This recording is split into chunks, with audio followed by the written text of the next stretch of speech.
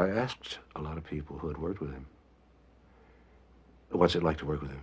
And they all, to one, said, just make yourself a piece of putty and put yourself in his hands, and he'll do it all. He would go to great pains to go all the way around, over this way and that way, to make me think it's my idea, so that I would come up to him and say, George, I have a good idea for this scene. He'd say, what's that, Rock? And I'd tell him and say, yes, that's a good idea. And it was his all along. And he caught me every time. Every time. But it was really true that what everybody said, make yourself a piece of putty and put yourself in his hands and rely on him. I was, let's see, 1955, I was 29, I think. 29, yeah. And I had to be, in the movie, I had to be in the young 20s, 23, 24, 25. And then middle age, I guess 45 to 50. And then older age, I guess 65 to 70, about. Incidentally, I don't know if I had told you this, a couple of years ago, I was in Chicago, and Giant was being run on television late at night, and I just come back from the theater.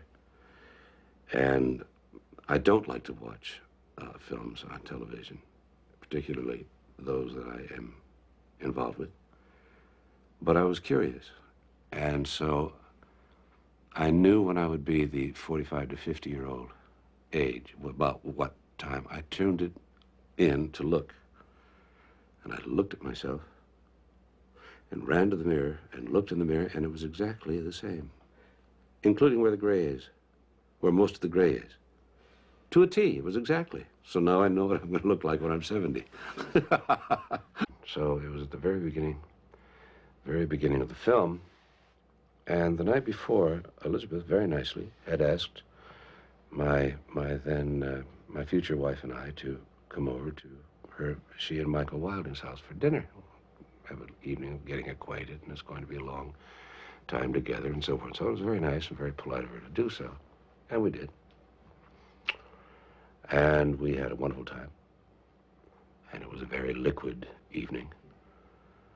And several martinis later, suddenly realize it's 3 in the morning.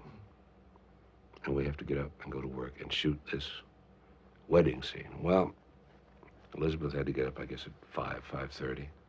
Girls don't have it as lucky as guys do. I had to get up around 6:30 or something. But we both were so dreadfully hungover.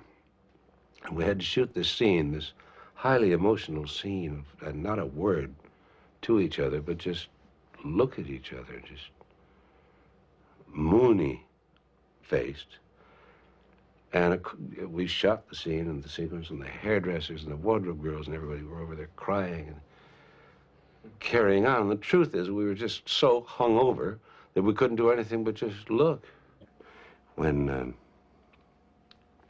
Jimmy Dean died, we got word. We were all in the projection room watching dailies. And somebody came blubbering in and said, Jimmy just got killed. And George left. And I followed him. And we walked down through the sound stages, through Warner Brothers lot. And I lost him. I couldn't find him. I don't know where he went, why, where he was going, except to guess that he just wanted to be by himself.